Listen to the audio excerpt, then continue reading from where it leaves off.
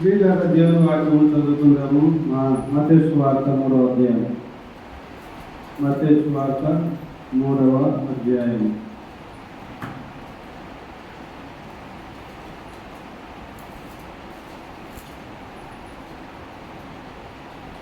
మూడవ అధ్యాయము 6వ వచనం. తమ పాపములు ఒప్పుకొనుచు యోర్దాను నదిలో అతని చేత బాప్తిస్మము పొందుతుంది. అతడు పరిశీలనలోను సదుకాయలలోను అనేకులు బాప్తిస్మము పొందవచ్చుట చూసి సర్వ సంతానమా రాబో ఉగ్రతను తప్పించుకుంటూ మీకు బుద్ధి చెప్పిన వాడు ఎవడు మారు మనస్సుకు తగిన ఫలము ఫలించుడి. బిడ్డరా, పాపములు ఒప్పుకోవడము, మారు మనసు పొందడము, ఫలించడం. ఇక్కడ 3 అంశాలు ఉన్నాయి. పాపములు ఒప్పుకోవాలి. ఎవరు పాపములు ఒప్పుకోవాలి? పాపి అయిన వాడు పాపములు ఒప్పుకోవాలి, అంతే కదా. ఒక పాపి అయిన వాడు పాపములు ఒప్పుకోవాలి. ప్రతి విశ్వాసి మొట్టమొదటి చేయవలసిన విషయం ఇది. అని దేవుని దగ్గరికి వచ్చినప్పుడు పాపములు ఒప్పుకోవడము చాలా ప్రాముఖ్యం. ఒకటి పాపములు ఒప్పుకోవడము, రెండవది విడిచిపెట్టడం. పాపములు ఒప్పుకోవడము, విడిచిపెట్టడం. ఏ పాపము చేసామంటే నీకు తెలుస్తుంది, నాకు తెలుస్తుంది. ఏ పాపము ఒప్పుకోవాలో పరిశుద్ధాత్మ దేవుడు బోధిస్తుంటాడు. ఒప్పుకోవాలి. పాపముల గురించి, నీతిని గురించి ఒప్పింపజేసేది పరిశుద్ధాత్మ దేవుడు. ఏ పాపములో ఉన్నాము అనేది మన అంతరంగంలో తెలుస్తుంది. మన అంతరంగము అది మనకు బోధిస్తుంటాడు. ఏ పాపములో ఉన్నాము అన్నది. పాపము మనిషిని అభివృద్ధిలోకి వెళ్ళకుండా చేస్తుంది. పాపము అభివృద్ధిలోకి వెళ్ళకుండా చేస్తుంది. కాబట్టి ఒక విశ్వాసి దేవుని దగ్గరికి వచ్చిన వ్యక్తి పాపమును ఒప్పుకోవాలి. వీళ్ళు అలా చేస్తున్నారు. తమ పాపములు ఒప్పుకొనుచు 6వ అధ్యాయం. ఏం చేస్తున్నారంట? ఏం చేస్తున్నారు? ఒప్పుకుంటున్నారు. పాపాలు ఒప్పుకోవాలి, ప్లస్ విడిచిపెట్టాలి. తాగుతున్నాడు వ్యక్తి, సిగరెట్ మందు తాగుతున్నాడు. ఆ తాగేది విడిచిపెట్టాలి, ఒప్పుకోవాలి, విడిచిపెట్టాలి. ఒప్పుకొని విడిచిపెట్టకపోతే దేవుని యొక్క కనికరం, దేవుని యొక్క కనికరము రాదు. పాపమును ఒప్పుకొని విడిచిపెట్టేవాడు కనికరం పొందుతాడని దేవుని వాక్యం బోధిస్తుంది. ఎవరైతే పాపమును ఒప్పుకొని విడిచిపెడతారో వారు దేవుని కనికరాన్ని పొందుతారు. చాలా మంది ఒప్పుకుంటారు కానీ విడిచిపెట్టరు. అప్పుడు దేవుని కనికరము రాదు. కనికరం అంటే దేవుని దయ, దేవుని ఆశీర్వాదాలు, దేవుని యొక్క దీవెనలు మనిషికి రాకుండా ఆగిపోతాయి.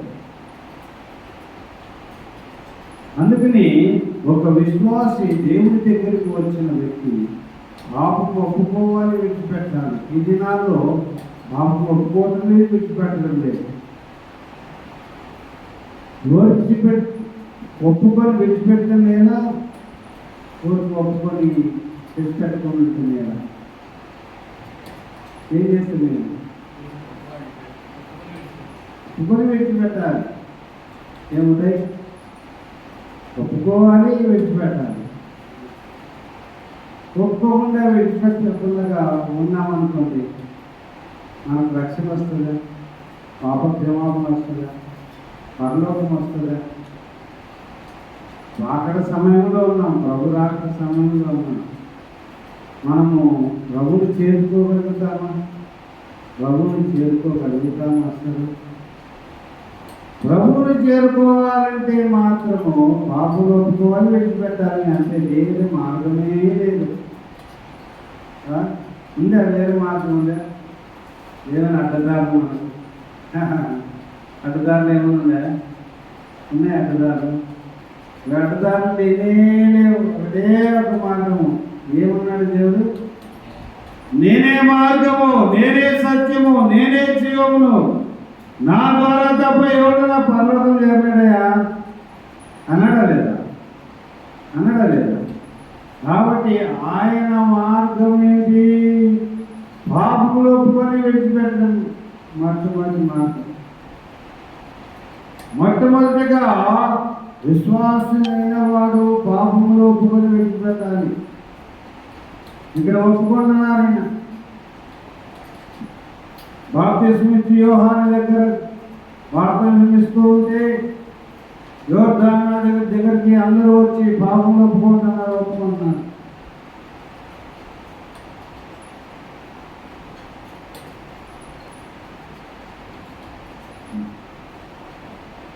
అప్పుడు మళ్ళీ అబ్రాహాము ఏమన్నాడు?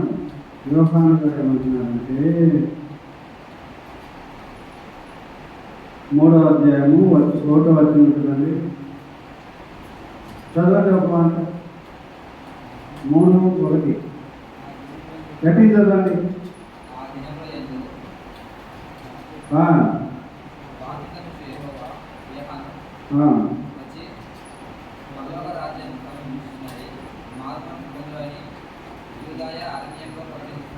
చాలు. ఏం చెప్తున్నాడు? పరలోక రాజ్యము సమీపించింది, మారు మనసు పొందండి. ఆయన ప్రకటిస్తున్నారు. యూదయ అరణ్య ప్రాంతాల్లో ప్రకటిస్తున్నారు. యూదయ అరణ్యములలో ప్రకటించుతూ ఉండేను. ఇప్పుడు లోకమంతా ఎలా ఉంది? అరణ్యములా ఉంది. అరణ్యం ఎట్లుంటుంది? బాగా నచ్చడానికి ఉంటుందా? చెట్లు కొమ్మలు అడ్డమై కలిసిపోయి ఇట్లా తోసుకుంటా నడవాలి కదా. గుబురుగా ఉండి ఒక చెట్టు బాగా కలుసుకుపోయి అదేమన్నా నేషనల్ హైవే ఉంటుందా? అదే ఉంటుందా?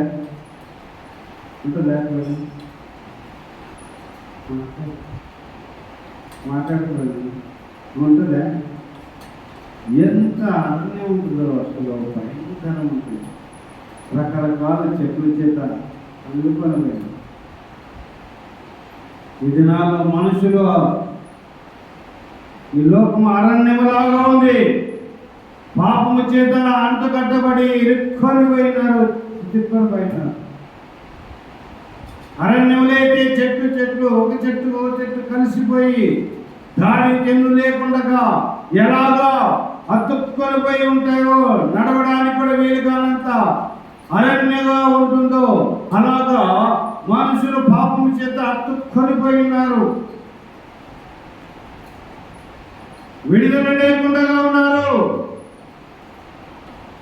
పాపము చేత బంధించబడి ఉన్నారు. పాపము చేత ఏమైనారు? బంధించబడి ఉన్నారండి. ఒక అరణ్యములాగా అయిపోయినారు మనుషులు. ఇంట్లో అన్నదమ్ముల కథలు కొట్టుకోవడం, తిట్టుకోవడం, కొట్టుకోవడం, ఆస్తులు కొట్టుకోవడం, తిట్టుకోవడం, అన్నదమ్ముల కథలు బయట వాళ్ళు కాదు. ఒక తల్లి పిల్లలు ఒకే ఇంట్లో పెరిగిన వాళ్ళు ఒక చోట పండుగలు వేసిన వాళ్ళు ఈరోజు కొట్టుకొని తల్లుకొని తిట్టుకొని పోలీస్ స్టేషన్లో కోర్టుకు వెళ్తున్నారు. అరణ్యములాగా ఉన్నారు. అరణ్య ప్రదేశములాగా ఉన్నారు. అలాంటి వ్యక్తులకు దేవుడు చెప్పేది ఏంటంటే పరలోక రాజ్యం సమీపించింది, మారు మనసు పొందండి. అది బాప్తిస్మం ఇచ్చి యోహాను గారి కేక. ఎక్కడ కేకది? ఎక్కడ వేస్తున్నాడు కేకది?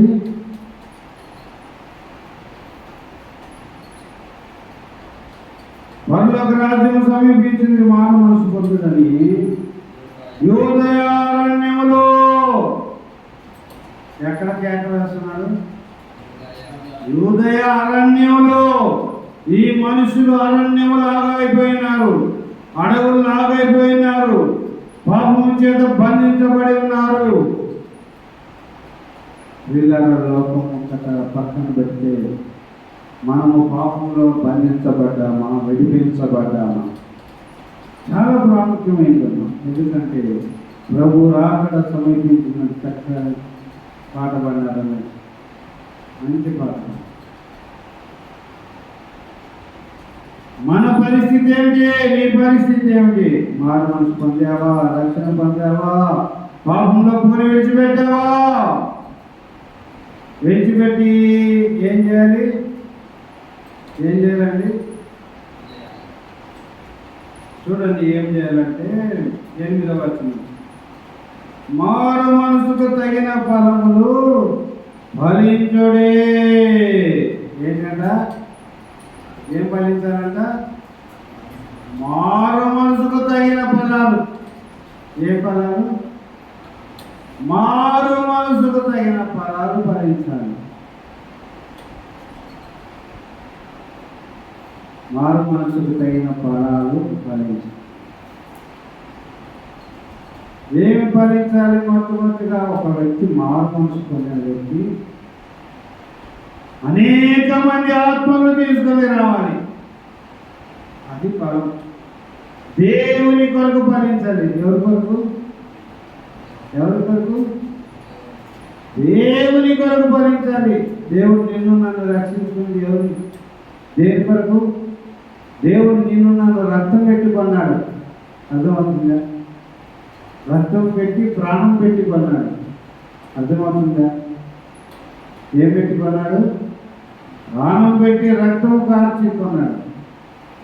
అలాంటి దేవుని కొరకు ఫలించవలసిన బాధ్యత నీదే. నీవే ఫలించాలి క్రీస్తు కొరకు. పాపములో ఒప్పుకొని విడిచిపెట్టిన నీవు మూడవదిగా ప్రభు కొరకు నీవే బ్రతకాలి. ప్రభు పని నీవు చేయాలి. నీవు ప్రభు కొరకు ఫలించాలి. అనేకమైన ఆత్మలు నీవు గెలవాలి. టీడీసీ గెలవాల్సింది గెలవాలి. గెలవాలి. ప్రార్థన చేయి, ప్రార్థన చేయి, ప్రార్థన చేయి. దేవుడికి గెలిపిస్తాడు. ఎందుకు ఇస్తాడు?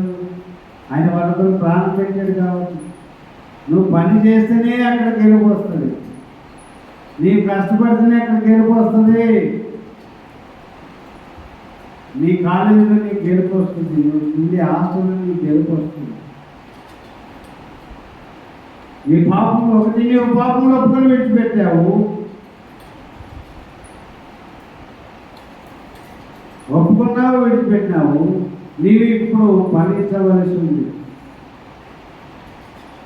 ఫలించాలి. మారు మనసుకు తగిన ఫలాలు ఫలించాలన్నమాట. ఎట్లంట? మారు మనసు పొందావు కదా నీవు. మారు మనసుకు తగిన ఫలాలు. అది దేవుని కొరకు నీవు ఫలించాలి. అనేక ఆత్మలు నీవు గెలవాలి. అనేక ఆత్మలను ఇక్కడ నడిపించాలి. ఈ చేసి చూసినప్పుడు నీకు బాధ కలగాలి. ప్రభువా, ఈ మందిరం ఇచ్చావు, ఎంతోమంది ఇక్కడికి వచ్చిన నా హాస్టల్లో, నా కాలేజీలో ఎంతోమంది నీకు తెలియని వాళ్ళు ఉన్నారు. నీవు తెలిసిన వ్యక్తులు కూడా మార్పు లేని వాళ్ళు ఉన్నారు. రక్షణ పొందని వారు ఉన్నారు. ప్రభువా, వారిని రక్షించు ప్రభువా, వారిని నడిపించు ప్రభువా అని నీవు కన్నీరు కార్చే వ్యక్తిగా ఉండాలి. నీవు భారము కలిగిన వ్యక్తిగా ఉండాలి. నీవు ఒక బాధ్యత కలిగిన వ్యక్తిగా నీవు ఉండాలి. అప్పుడు నీవు భారముతో పని చేసినప్పుడు నీవు ఖచ్చితంగా ఫలిస్తావు. నువ్వు ప్రార్థన చేసే ప్రతి బిడ్డను దేవుడు నీకేస్తాడు. దేవుని సన్నిధి నీవు ప్రార్థన నుండి దేవుడు నడిపిస్తాడు, రక్షిస్తాడు. ఒకటి పాపం ఒప్పుకోవాలి, రెండు విడిచిపెట్టాలి, మూడోది ఫలించి. ఒక విశ్వాసి చేయవలసిన పనులు.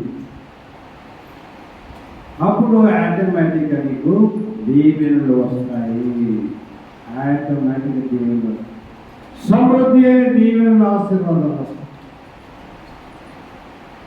సమృద్ధి అయిన దీవెనలు, ఆశీర్వాదాలు ప్రారంభమవుతాయి నీకు. ఊగా బోరేస్తే ఫస్ట్ వేస్తాను, వేయంగా డ్రిల్లింగ్ వేయంగా కొంత దూరం అయిన తర్వాత ఏమైతే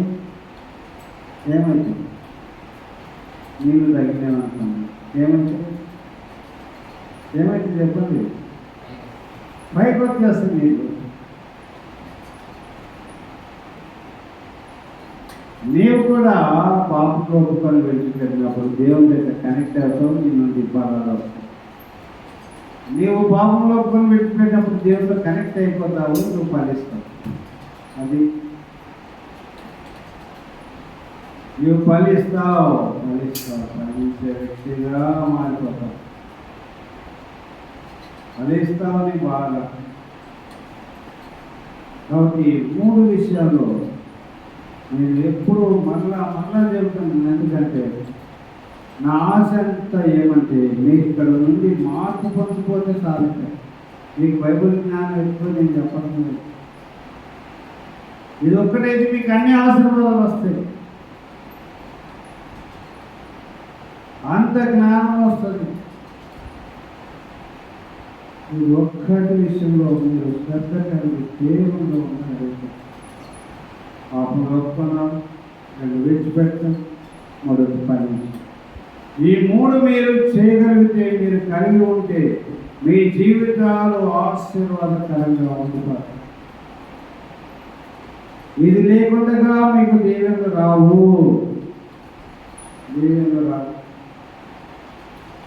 పరలోక రాజ్యము దొరకదు. మనం అత్యంత ఈ లోక దీవెనల కొరకు కాదు, ఈ లోక దీవెనలన్నీ కష్టపడి వచ్చేస్తాం.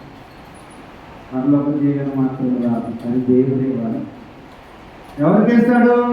పాపంలో ఒప్పుకొని విడిచిపెట్టి ఫలించేవాడికి, ప్రభు కొరకు ఫలించేవాడికి.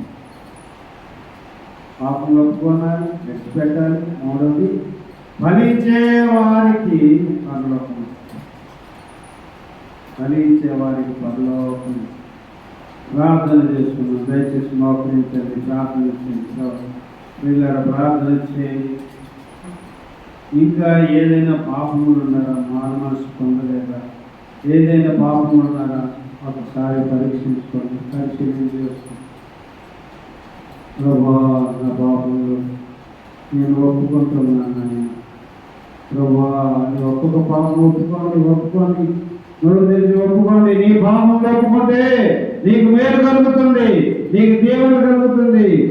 నీవు పాపం ఒప్పుకొని విడిచిపెట్టి నీవు ప్రభు కొరకు ఫలిస్తే, అనేక ఆత్మలు గెలిచే వ్యక్తిగా నువ్వు మారితే దేవుడు నేను గొప్పగా దీవిస్తాడు, గొప్పగా ఆశిస్తాడు. ప్రభువాదికులను దీవించు, రక్షణ మహాసనాన్ని పాపక్షమాపణ గారి పాపంలో విడిచిపెట్టే గొప్పలు గారి ఫలించే బిడ్డగా చేయండి నాయన. ప్రభు ఫలించే బిడ్డగా చేయండి. 15వ తేదీ జరుగు మీటింగ్లో మీ సన్నిధి వచ్చి మీ దాసుడు శాంసన్ గారిని మీరు బలపరిచి మీరు వాడుకోండి నాయన. వ్యాధి రోగులు కలిగిన వారిని స్వస్థపరచు నాయన. దయ్యములు పట్టిన వారిని విడుదలగా ఇచ్చేయండి నాయన. మీ దాసుడు బలపరిచి మీరు వాడు. మీ దేవుని మీ కృపాక్షేమం ఉంటున్నారు. గొప్ప అద్భుతములు మీ దాసుడు సార్ ఇక్కడ జరిగించమని యేసు నామములో ప్రార్థించి పొంది వేడుకుంటున్నాము తండ్రి. ఆమేన్. తండ్రి యొక్క ప్రేమ, కుమారుని యొక్క కృప, పరిశుద్ధాత్మ యొక్క నిత్య సహవాసము, సమాధానం ఎప్పుడు ఎల్లప్పుడు ప్రత్యేకంగా 15వ తారీఖు జరగబో మీటింగ్లో ఈ దాసులు సంసన గారిని బలపరిచి అనేకమైన అద్భుత కార్యములు, ఆశ్చర్య కార్యములు జరిగించునుగాక. ఆమేన్, ఆమేన్, ఆమేన్, ఆమేన్.